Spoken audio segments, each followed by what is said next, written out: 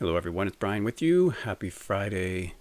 Welcome back. Today I'm going to attempt a ranking of my favorite records from 1979. 7 months ago, I did a ranking for 1989, and I guess you could explain the 7 month gap by the fact that in that ranking I left out one of my favorite records from 1989.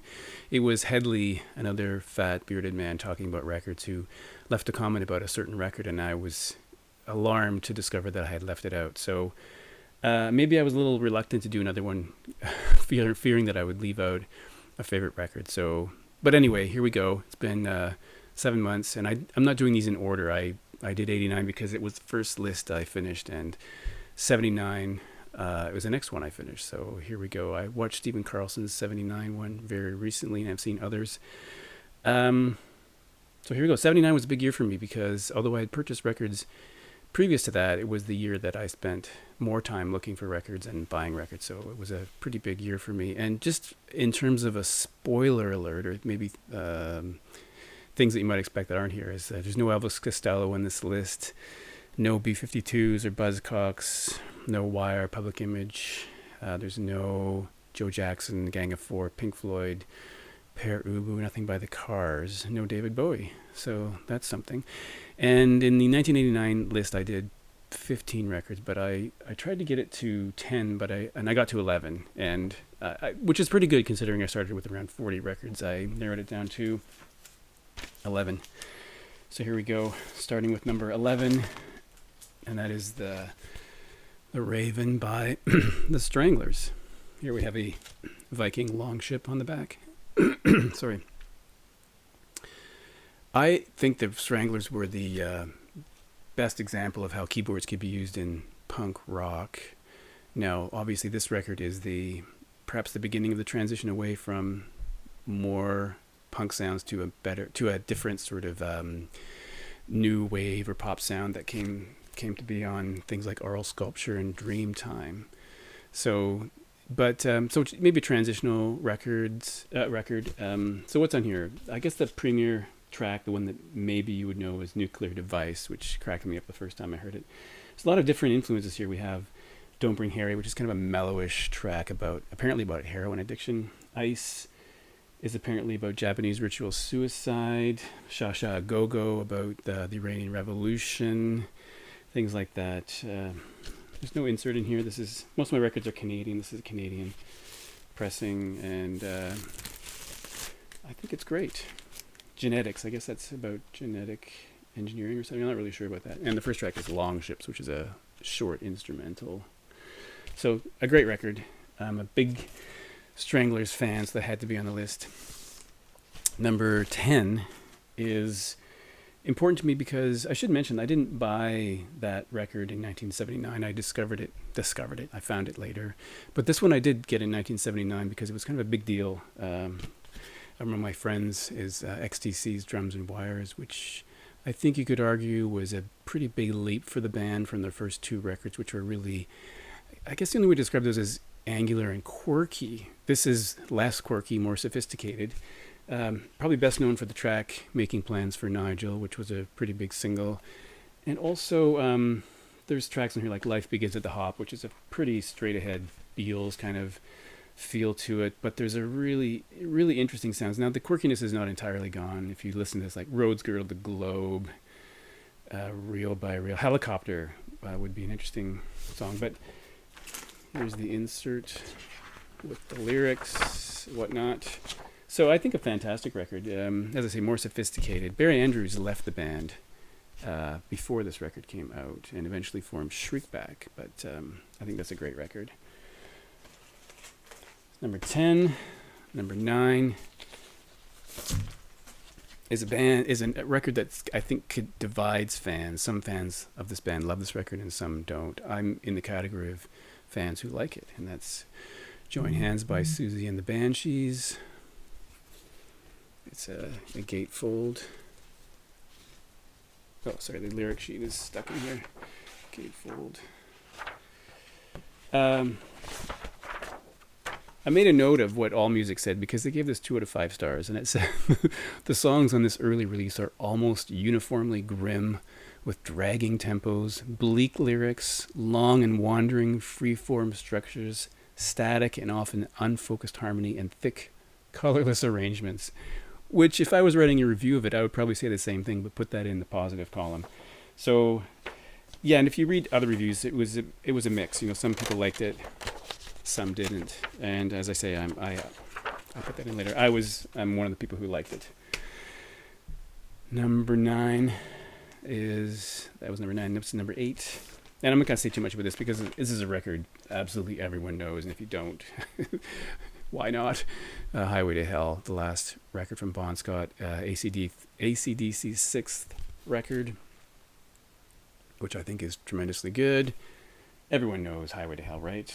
Girls Got Rhythm. Shut Down in Flames. If you want blood, you've got it. So, all in all, a pretty strong record. Nice polyline sleeve. And enjoyable, but sad because it's obviously the last Bon Scott record. So what else can you say about that? Canadian pressing, of course. All right. Number 7 is going to be Replicas, Gary Numan and Two Boy Army. And you can tell this is a later issue because they added Gary Numan. I think the first pressing just said Two Boy Army. Later in 1979, Gary Numan released The Pleasure Principle, which has Cars on it, which I enjoy, but I like this record better. And this one, The Pleasure Principle and Telecon, I think he referred to as his Machine trilogy. It's kind of a dystopian sci-fi man-machine, androgynous man-machine kind of songs and themes. But apart from Our Friends Electric, which I think is fantastic, we have Me, I Disconnect From You, Down in the Park, which may be my favorite Gary Numan song, possibly. The insert and the label. This again is probably a Canadian pressing, yes. So I put that as number 7. Great record. Number 6 is a case where I think the band's second record is better than the first, and that's The Police Regatta de Blanc, which I believe is better than Outlandos d'Amour. I think I read somewhere that Regatta de Blanc is a very bad translation of white reggae, which makes sense because that's sort of what they were doing. And of course, this is best known for Message in a Bottle, Walking on the Moon, but you know, the title track on here, which I think was nominated for a Grammy Award, is pretty fantastic. I also love No Time This Time, Contact. This is a great record, to be sure. I think it's fantastic. My first copy of this record was one I got. I mentioned in a previous video that because I'm from a small town that didn't have a record store, I would often ask my sister to pick up records if she went to the closest city to shop for clothing. And one day I gave her a list and this was on it and she bought it. But my copy had some sort of, it might have been glue or something all over the record. So I played it on my ancient turntable and it made this like clicking noise every time. And I couldn't get it off. And it was quite a large patch. So eventually I replaced it with this. But she was unable to take it back because she didn't have the receipt and, you know, all that thing. But this is maybe not my favorite Police record, but probably top 2. Okay. What number am I at? Number 5 is the debut record from The Pretenders, which I think is, if I were asked to list the top 10 debut records of all time, I would include this one because I think it's that good. I think it's fantastic. After I heard the first tracks, I was pretty much desperate to get a copy of this. Precious, which is the first time I think I'd ever heard the F word in a song before. What else? Tattooed Love Boys, The Wait, Stop Your Sobbing, Kid, Brass in Pocket, Mystery Achievement. Just from start to finish, this is a really fantastic record. I love every moment of it. There's the back. And this came out right at the end of 1979, so many people probably wouldn't even have heard it until 1980, because I think it came out in December or so. All right, number 4. Something I've seen on many other 1979 lists, which is Talking Heads' Fear of Music, which is probably best known because it contains the track Life During Wartime. But that just scratches the surface. E. Zimbra is amazing. Produced by Brian Eno. A lot of really interesting rhythms in this record. I think it's actually really fantastic. I'm wondering if it's my favorite Talking Heads. Maybe not, but it's right up there. My first copy of this was on a cassette, which I stupidly gave away my cassettes years ago. I had lots of cassettes. I gave them away. I don't know why. All right, so I won't say too much about that one. Number 3 might be the one that's the outlier, that's the surprise that no one else would ever put on their list, but I've included it on mine, and that's Recent Songs by Leonard Cohen. And 1979, I would call this a return to form after the disastrous record called Death of a Ladies' Man that he did with Phil Spector.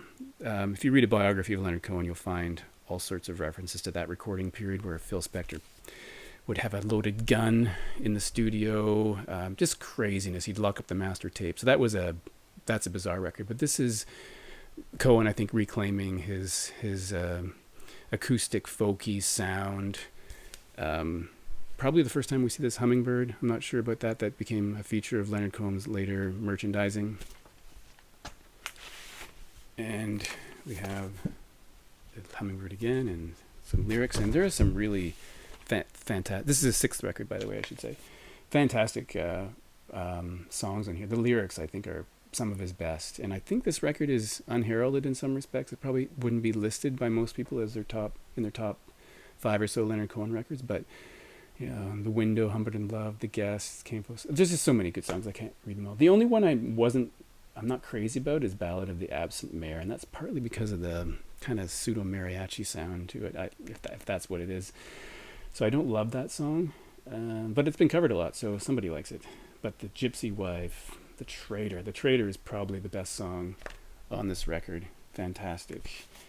If you don't know this Leonard Cohen record, I wouldn't hesitate to pick it up. It's fantastic. I've said fantastic too many times. So the next record is something that I think a reviewer called a bleak nightmare soundtrack, and that is Joy Division, Unknown Pleasures, which sometimes I think is the best record from the year, and sometimes I go back and forth on that. So I put it as number 2, but it could be number 1 at any given day. And I think I've mentioned this before, that when I bought this, I was in a record store and I had the vinyl copy in one hand and a cassette in the other hand. And because so many of my friends were buying cassettes, I bought the cassette, which was a mistake. So this is from the 80s, a Canadian pressing from the 80s. So not the earliest one, but still an early one that I got way back then. I think this is a stunning record. I'm going to say fantastic again. Just exquisite. The sound, I'd never heard anything quite like it before. I remember putting on the cassette, and the first song that comes out is Disorder, which I think is just very, very good. Most people know, if they know a Joy Division song, they know Level Tear Us Apart. And I think that's a bit of a shame because it doesn't really characterize this record. I mean, it came out as a single after, but I think She's Lost Control is on here. I just think this is much better than Level Tear Us Apart. And if that's the only song you know, you're kind of doing yourself a disservice for not listening to this record. Not to mention, I would nominate this as one of the best jacket designs of all time. I think it's fantastic. Fantastic again. And number 1 is a record I've showed it at least twice before because it's one of my favorite records of all time, and that is London Calling by The Clash. And this was released in 1979, though, as I've mentioned in the past.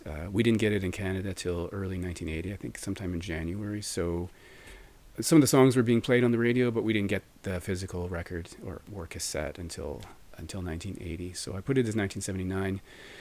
And I bought it on the strength of the song that we're playing on the radio called Train in Vain. And when I played the record, I realized that's not even anywhere near the best song on the record. It's actually a hidden track. It's the last track on side 4. It's not listed on the jacket. But there's so many great songs on here and so many styles from reggae to rock. I mean, it's really a very sophisticated record, and it's quite surprising. If you heard the early Clash records and then heard this, you would maybe not even believe that it was the same band. Really, really incredible record.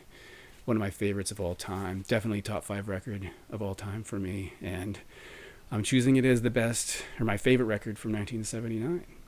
So thank you for watching, and let me know if I missed your favorite record. And I hope I haven't missed one of my favorite records from the year, but let me know. Thanks for watching.